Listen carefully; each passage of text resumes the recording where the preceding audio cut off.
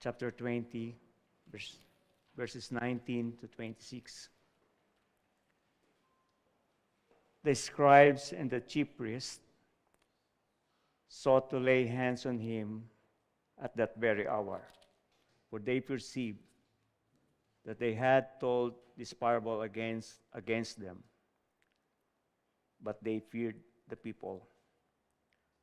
So they watched him and sent spies who pretended to be sincere, that they might catch him in something he said, so as to deliver him up to the authority and jurisdiction of the governor. So they asked him, "Teacher, we know that you speak and teach rightly, and show no partiality, but truly teach the way of God. It is lawful for us to give tribute to Caesar or not?" But he perceived their craftiness and said to them, "Show me a denarius. Whose likeness and inscription does it have?" They said, "Caesar's." He said to them, "Then render to Caesar the things that are Caesar's, and to God the things that are God's." And they were not able in the presence of the people to catch him in what he said, but marveling at his answer, they became silent. Church, this is the word of God. Sige po, makakaupo na po tayo.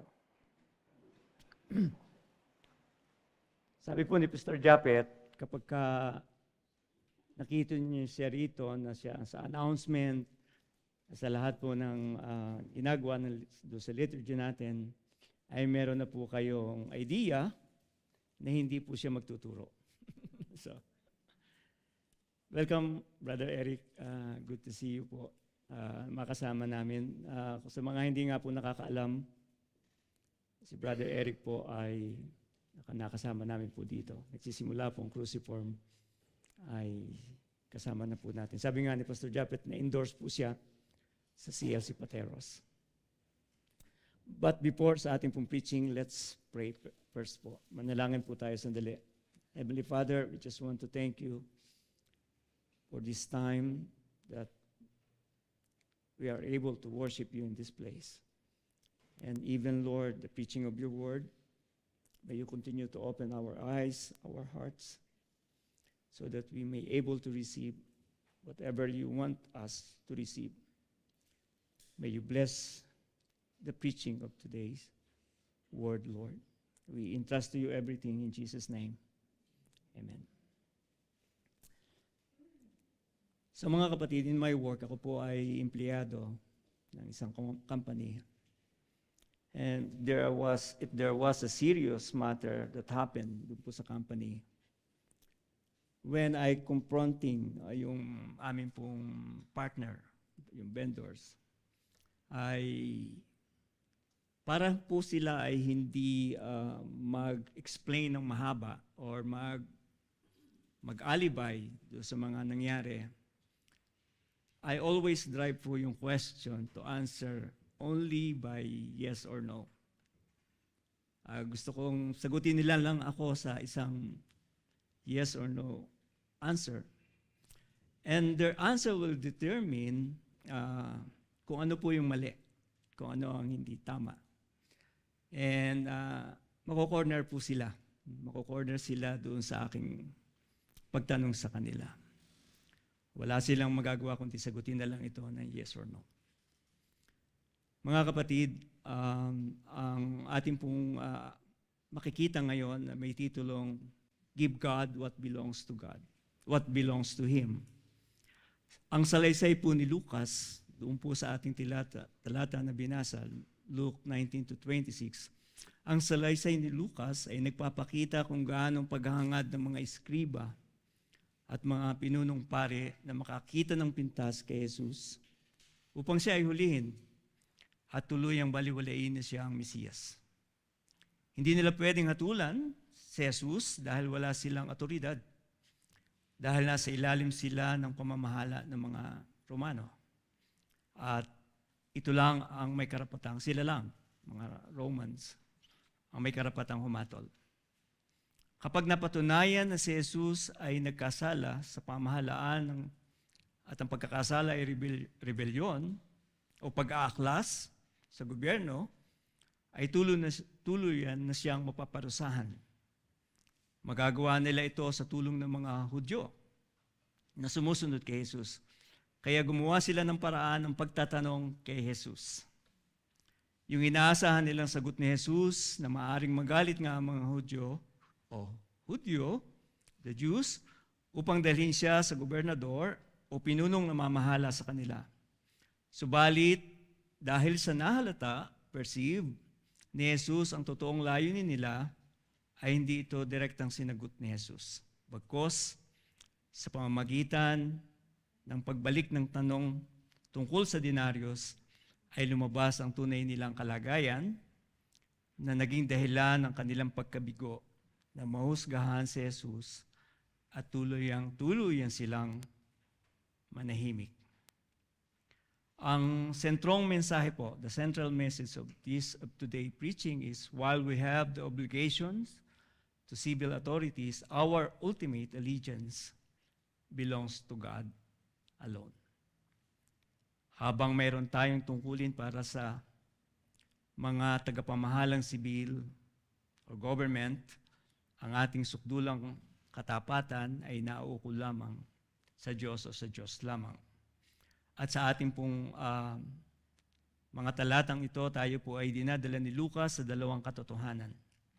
One, the price of failing to give tribute to Caesar. Number two, the worth of giving our allegiance to God. Verses 23 to 26. So mga kapatid, dito po iikot ang ating pong matututuhan ngayong umaga na ito. Number one, the price of failing tribute to Caesar, verses 19 to 22. Basahin ko lang po muli sandali. The scribes and the chief priests sought to lay hands on him at that very hour, for they perceived that he had told this parable against them, but they feared the people. So they watched him and sent spies who pretended to be sincere, that they might catch him in something he said, so as to deliver him up to the authority and jurisdiction of the governor. So they asked him, "Teacher, we know that you speak the right, you know that you speak and teach rightly, and show no partiality, but truly teach the way of God. It is lawful for us to give tribute to Caesar or not." Verse 19. Nung nakaraang pong talata ay natutuhan natin linggo, if you remember, ang ating pong natutuhan ng linggo na tinutukoy ay yung pinadalang anak ng master. Sapagkat yung mga naunang pinadala ay pinatay nila. Subalit ang pinadala ng master ay yung kanyang anak. At natutuhan natin na ito ay pinatay din.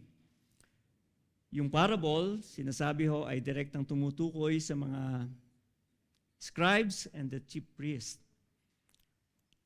So galit sila. Kaya sabi roon, they sought to lay hand on him that very hour.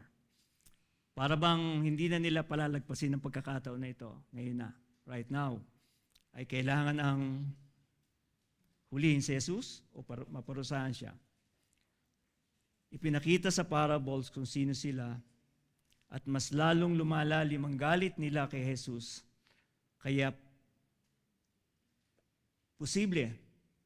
kung posible na madala nila sa gobernador, si Jesus sa oras ding yaon ay gagawin nila. Kung meron silang paraan na pwede nilang gawin that time, ay gagawin na nila. Gusto nila sa lalong madaling panahon. For them, para sa kanila, si Jesus ay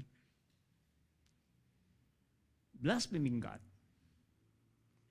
Subalit, natakot sila sa mga tao, sa nakita natin. Natakot sila sa mga tao, hindi nila magawang akusahan si Jesus ng walang suportahang tao. Remember ho, si Jesus ay galing doon sa kanyang triumphant entry na marami siyang kasamang mga tao. And therefore, sobrang marami ho na nakapalibot sa kanya. Nakita ng mga tao ang ginawa ni Jesus, kung paano siya gumawa ng himala, kung paano siya nagpagaling, kung paano siya nagtuturo, ay nakita ho ito ng mga tao. Inaasahan nila si Jesus bilang Mesiyas. Itong mga taong ito ay umaasa kay Jesus bilang Mesiyas na magliligtas sa kanila sa pagiging alipin ng mga Romano. So in other words, mga kapatid, yung mga eskriba ho na ito at saka itong the Jews themselves ay galit din naman sa Romano dahil alipin sila.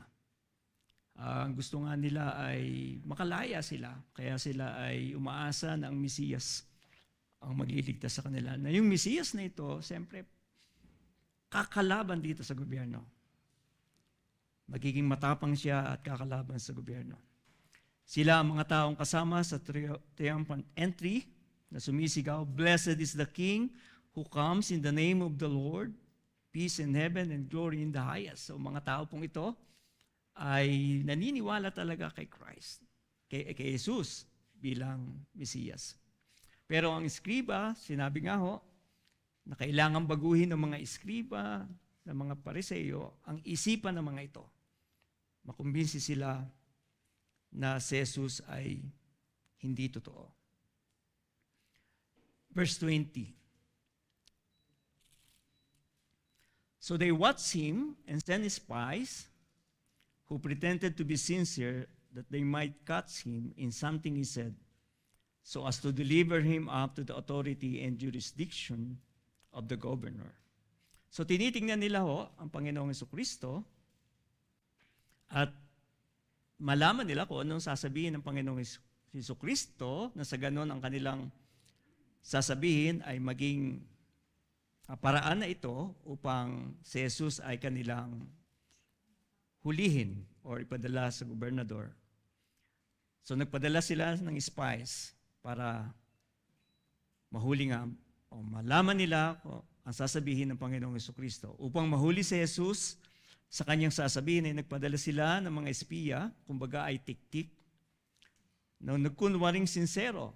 Hindi sila totoo. Nagkunwari lang silang sincero para maging kapanipaniwala sila nang sa ganon ay tuluyang madala si Jesus sa pamamahala ng gobernador. Pag tiningnan ho natin in Matthew 22:15-16, then the Pharisees went and plotted how to entangle him in his words, and they sent their disciple to him along with the Herodians. So sinasabi ho ni Matthew na di lang ho mga disciples ng mga Pharisees, kundi Herodians. So sobrang nagtutulong-tulong sila upang mapatunayan na si Kristo ay hindi totoo at siya ay mahuli talaga. So ang Herodians, sinasabi ho, ang Herodians ay isang political party, kumbaga siya ay malapit sa governor. Madali silang makakalapit sa governor, ang Herodians. Pinapakita rito yung pagtutulong-tulong ng iba't ibang sektor, kumbaga Pharisees, scribes, high priests, and Herodians para kumbinsihin ang mga tao. Mapaniwala ang mga tao. So yun naman ho ang kanilang totoong objective na sila ay makumbinsi ang mga tao. Verse 21. So they asked him, "Teacher, we know that you speak and teach rightly and show no partiality, but truly teach the way of God." Sa mga unang pananalita na patungo sa pagtatanong ay binigyan nila, spies, ng pagkilala si Jesus bilang teacher. Kung mapapansin natin yung pag-address ng mga spies ay kung sino talaga si Christ, ang Panginoong Jesucristo. Bilang teacher, nagtuturo ng katotohanan, walang itinatangi, totoong nagtuturo ng daan patungo sa Diyos. Ito po yung pagsasabi nila sa Panginoong Jesucristo. Sinasabi yun ng marami parang isang flattery, kumbaga yung pinagaganda mo ang pagtawag mo, pag-a-address mo sa isang tao. Pinapakita rito ang pagkahipokrito ng mga spies para sa kanilang hangarin ng may maiparatang kay Jesus. Kailangan nilang sabihin ang dapat nilang sabihin para mas lalong makumbinsi ang mga tao.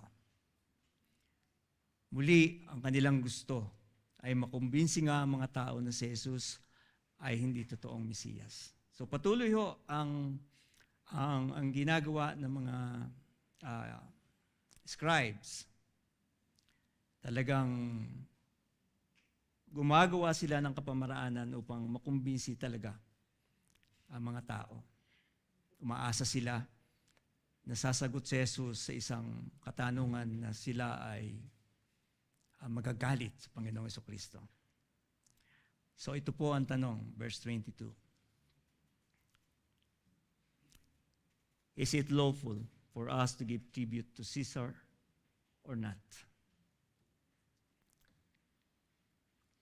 Hindi mo madaling sagutin. Hindi madali na sagutin ang tanong na ito. Kung sa isang tao lang ang tatanungin ay madidiin na, kumbaga, ang isang inaakusahan. Dahil ang sagot na ito ay maglalagay kay Jesus na siya ay magiging anti-Rome kapag sumagot siya. Magaganap ang inaasahan ng mga umaakusa kay Jesus para siya ay hulihin. Ito ay tungkol sa batas ng Diyos kung nararapat bang magbayad ng buwis kay Caesar. Alam mo natin ang totoong sagot. At alam mo ng mga tao ang totoong sagot dito. Ang totoong sagot dito ng mga tao sa kanilang isipan ay no. No. Sapagkat sila ay puwersahang pinagbabayad ng mga Romano. Sila ay nakatira sa hindi lupain ng mga Romans. Sila ay nakatira sa kanilang lupain at hindi ito lupain ng mga Romano, subalit sila ay pinamamahalaan ng mga taga-Romano. At yung kanilang kinikita sa kanilang sariling lupain ay kailangang ibigay nila sa gobyerno. Sarili nilang lupain ito, kaya maaring sa kanilang isipan ay hindi dapat. Sinabi rin na bigay ng Diyos ang lupain nila, kaya ang Diyos ang may karapatan lamang dito sa kanilang lupain. Hindi yung mga sumasakop sa kanila. Hindi sa mga pagan occupiers. People who has no God. Mga tao na nakamalipin sa kanila na walang Diyos. The people has no right for God's land. Hindi ko kanila yon. Wala silang rights doon. Pero sinakop sila. Ilan po sa atin ang dumadanas ng mga katanungan na nagdudulot ng dilema ho sa atin? Maraming katanungan na hindi ho natin masagot. Too difficult to answer. At sa isang pagkakamaling sagot, maglalagay ho sa atin sa alanganin, maaaring pagkawala ng trabaho o pagkapahamak ng iba. Pag ang boss ko pagka ako ay nais isang kalagayan, sabi ko kanina, at mali na yung sagot ko, mangangahulugan ho ito ng aking trabaho. Dahil mali ang aking sinagot. At ito ang inaasahan ng mga spies. Inilagay nila si Jesus na parang walang lulusutan. You're back now against the wall. Sabi ho ni Philip Ryken, if Jesus told people to go ahead and pay taxes, many Jews would consider him a traitor to the cause of his people. If Jesus told not to pay taxes, as the leaders probably hoped, he would be guilty of subverting the Roman government. If there's one thing that the Roman refused to tolerate, it was any kind of rebellion. A man who told people not to pay taxes would swiftly arrested and summary punished. Ganon sila. Kapag napatunayang ikaw ay nagre-rebelde sa gobyerno nila, then madadali ang kanilang buhay. At ito nga po ang sabi ni Reagan na ito lang ang inaasahan ng mga spies. Mawawalan ng tiwala ang mga tao kay Jesus at siya ay madadala sa gobernador at siya ay mamamatay doon. Ano man ang sagot ni Jesus ay patungo ito sa kanyang kahatulan. Mapapadali lamang ito kung sasagutin niya ito ng hindi. Ito po yung inihintay ng mga Herodians. Persecution is the price of failing to give tribute to Caesars. Means to the government. Sa atin po, no, pagka kayo ay hindi nakabayad ng inyong tax, ay kayo po ay pwedeng hulihin ng government. Kung kayo po ay lumalabag sa itinilagang batas, kayo po ay pwedeng parusahan. So that's the price of failing to give tribute to Caesar. Pagwawalang halaga sa gobyerno, ay may kaukulang batas po doon. So second point, the worth of giving our allegiance to God. Verses 23 to 26. But he perceived their craftiness and said to them, "Show me a denarius, whose likeness and inscription does it have?" They said, "Caesar's." He said to them, "Then render to Caesar's the things that are Caesar's, and to God the things that are God's." And they were not able in the presence of the people to catch him in what he said, but marveling at his answer, they became silent. Pinapahayag dito ni Lucas na nalaman ni Jesus ang kanilang katusuhan. Of course, ang Panginoong Jesucristo ay alam niya ang iniisip ng tao. Jesus is God. God sees the heart of man. 1 Samuel 16:7. Nothing is hidden from Him. Wala pong may tatago sa Panginoon. Ano man mabuti ang masama ang iniisip ng tao, malalaman ito ng Diyos. Maari ho na sa mata ng tao, yung ginagawang pagpuri ng mga spies or Herodians ay sincero para sa isang lehitimong katanungan. Sinabi na po ni Lucas, they pretended to be sincere. Nagkukunwari lamang sila. Ginagawa nila ang lahat para mausig si Jesus. Ang sabi ko na po kanina, galit din sila sa mga Romano dahil hindi lamang sila sinakop, kundi sila rin ay kabilang sa mga paganong bansa walang Diyos. Subalit gagamitin nila ang gobyerno ng mga umaakusa sa Panginoong Jesucristo para hulihin si Jesus.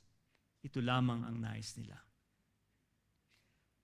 Madala si Jesus sa gobernador para hatulan siyang subversibo sa gobyerno na siyang batas para sa parusang kamatayan. Verse 24. Show me a denarius whose likeness and inscription does it have? Pag-i-imagine natin yung sinabi ng Panginoong Jesucristo, show me denarius. Para hong ang mga tao ay paano nila hanapin ang denarius? Natutuhan natin kanina sa ating Sunday school ang patungkol sa Second Commandment. Huwag kang sasamba sa anumang ginawang imahe ng mukha ng tao. Mahirap po ito sa kanilang maghanap kaagad-agad ng denarius. Para mas sinasabing, meron ka bandala dyan. Hindi sila pwedeng magdala. Or hindi nila magdadala dahil pagdadala ito ng little idol sa kanilang bulsa because ang inscription o ang mukha nito ay mukha ni Caesar. So, para silang may daladalang Birhen Maria doon sa kanilang bulsa.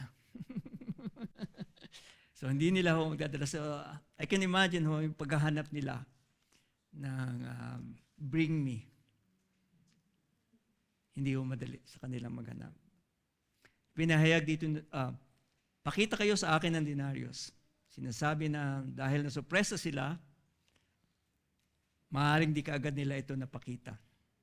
Ay sinasabi ko na ho, ang mga Hudyo ay hindi nagdadala nito sapagkat may mukha ni Caesar, para sa kanila isang idolatrous act ito.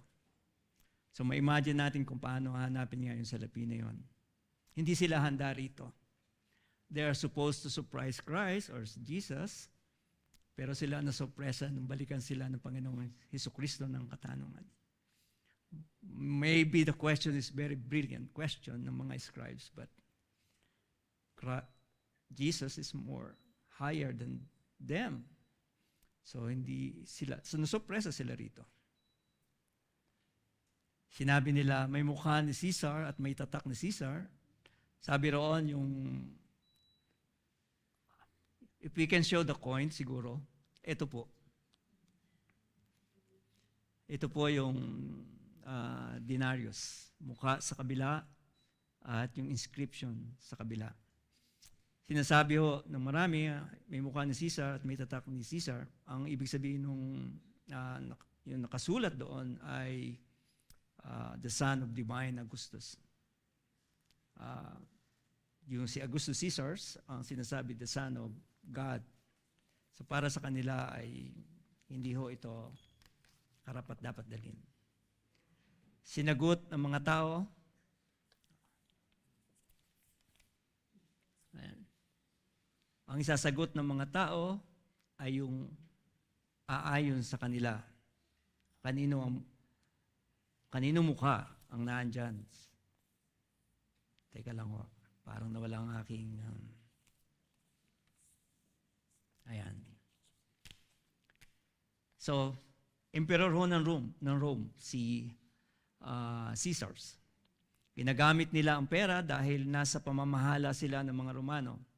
Oppressive and pagan regime, kaya kailangan nila mga Hudyo ang tagapagligtas.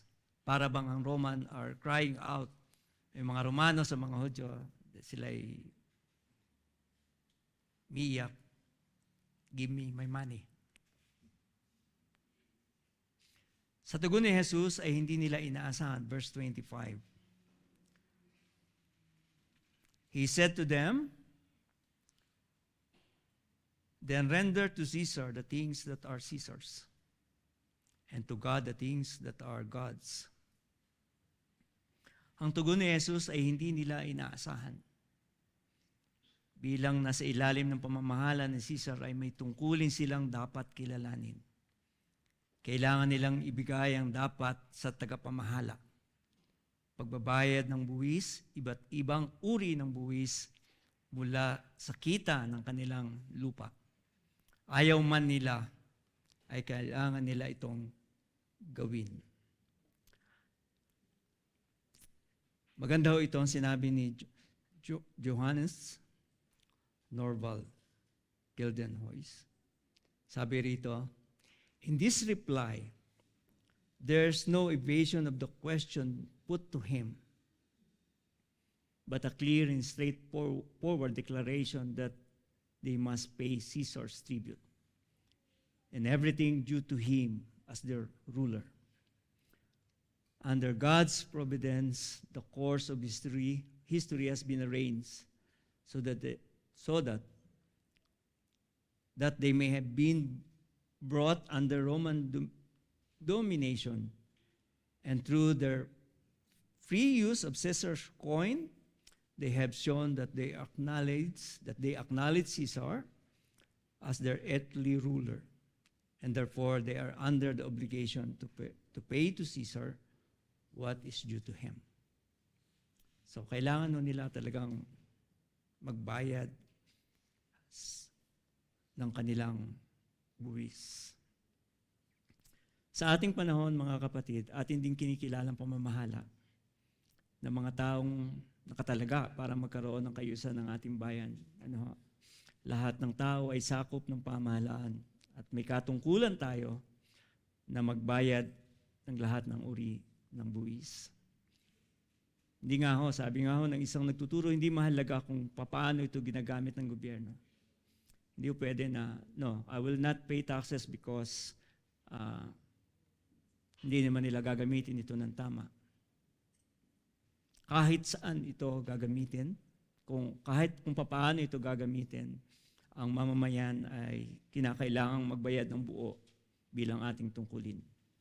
Sinasabi rin na yung practicing civil obedience ay rendering to Caesars. During doing our temporal duty, pag tugon sa ating mga temporal duty habang tayo po ay nandito sa lupa. Hindi lamang buwis, maging mga batas na ipinatutupad ng pamahalaan, it is our duty to render to them what they require. Romans 13:1-2, let every person be subject to the governing authorities, for there is no authority except from God. And those that exist must have instituted by God. Therefore, whoever resists the authorities resists what God has appointed. And those who resist will incur judgment.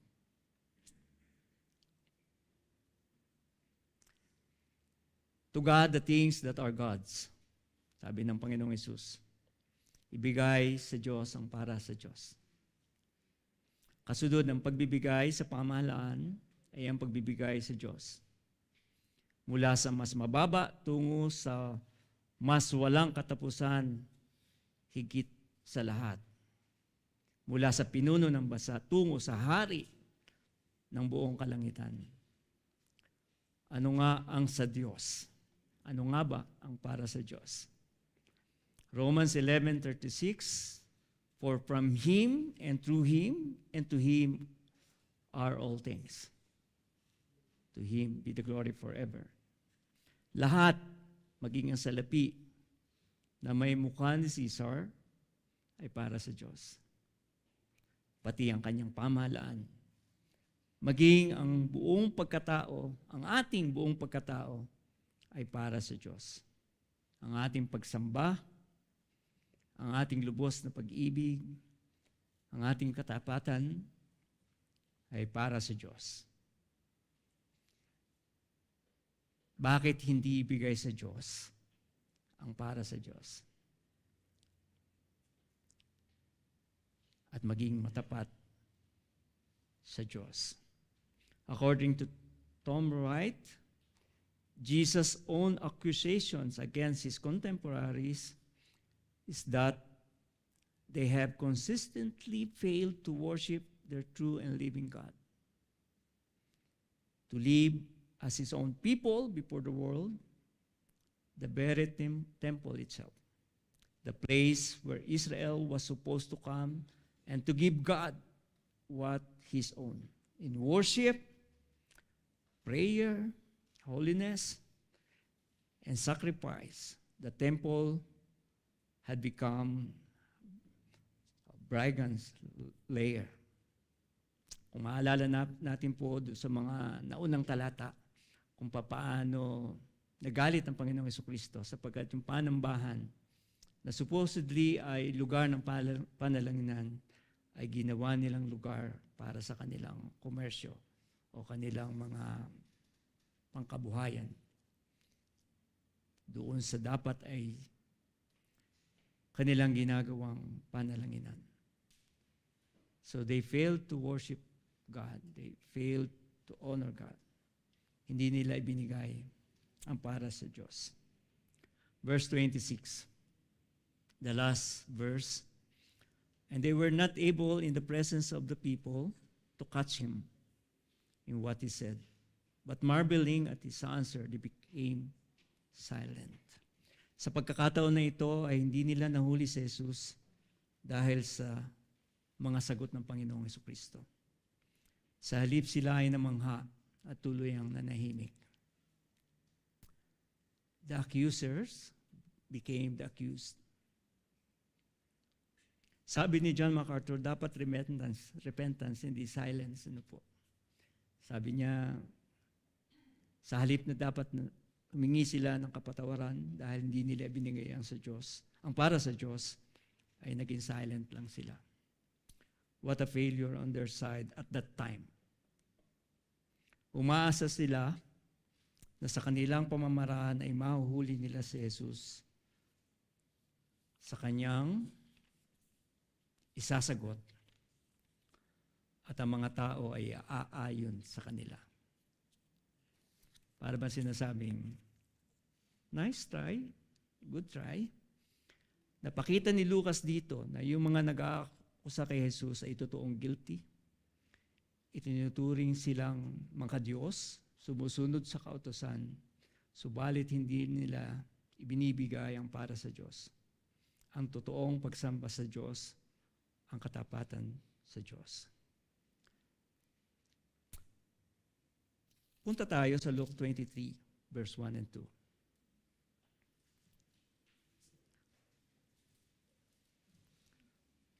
When the whole company of them arose and brought him before Pilate, and they began to accuse him, saying, "We found this man misleading our nation and forbidding us to give tribute to Caesar, that saying that he himself is Christ, a king." Sa salaysay ni Lucas dito ay makikita natin lahat ng ito ay kasinungalingan, parehong akusasyon noong una, subalit sa oras na ito ay nagtagumpay sila. By the providence of God, of course. Ito talaga ang kasong kailangang makita ng mga namamahala. Walang katotohanan ang mga akusasyon na ito. Kahit gawa-gawa lamang ito ng mga taong nag-aakusa kay Jesus, ay kailangang maganap ang mga bagay na ito para sa katubusan ng mga taong makasalanan. Maging ang umaakusa kay Jesus. Alam natin na humantong talaga si Jesus sa kanyang kamatayan dahil dito sa paratang nila. Niloob ng Ama para sa kapakinabangan ng marami. It is worthy to give allegiance to God. Make no mistake about it. So mga kapatid, this short message ay invitation sa atin po. Invitation is a command for us to give God what belongs to Him. Because we are the image of God. Ang lahat sa atin ay sa Diyos. We are sealed by the Holy Spirit, the inscription na meron na tayo. Marked by the Holy Spirit, we are the image bearer of God. Kaya po, marapat lamang tayo ay magbalik ng pagsamba sa ating Panginoon. In our reflection, ano natin gagawin ng mga bagay na ating obligasyon sibil sa ating pamahalaan? Susunod ba tayo na may kayusan dahil ang pamahalaan ay mula sa Diyos? Gagawin mo ba ang iyong tungkulin bilang namumuhay dito po sa mundo na ito na merong namamahala po sa atin, ang ating gobyerno? Number 2, masikip ba nating ibibigay ang nararapat na pagsamba at katapatan sa Diyos bilang tayo ay imahe niya? So mga kapatid, ma-encourage nawa po tayo. Makita po natin ang ano ba talaga sa Diyos. Ano ba dapat ang ibigay natin sa Panginoon? Sa mga kapatid, the central message ay while we have the obligation to civil authorities, our ultimate allegiance belong to God alone. At makikita po natin sa dalawang natutuhan natin that the price of failing to give tribute to Caesar and the worth of giving our allegiance to God. Mahalaga po itong mga natutuhan natin ngayong umaga na magbukas nawa ito ng ating puso. Patuloy nating kilalanin ang ating Panginoon. Patuloy tayong magbigay ng papuri at pagsamba sa ating Diyos. Let's pray. Heavenly Father, salamat po for the simple message this morning, short message. May you cause our heart to realize the things that belong to you, Lord. Our worship, our lives, our whole being, everything, Lord, na sa amin po, Panginoon, ay may bigay po ito sa inyo. At patuloy, Lord, kaming maging matapat po sa paggawa po o pagbabalik po ng mga bagay na kayo talaga ang pinanggagalingan po, Panginoon. Marami pong salamat. We praise you, Lord. We bless you. In Jesus' name.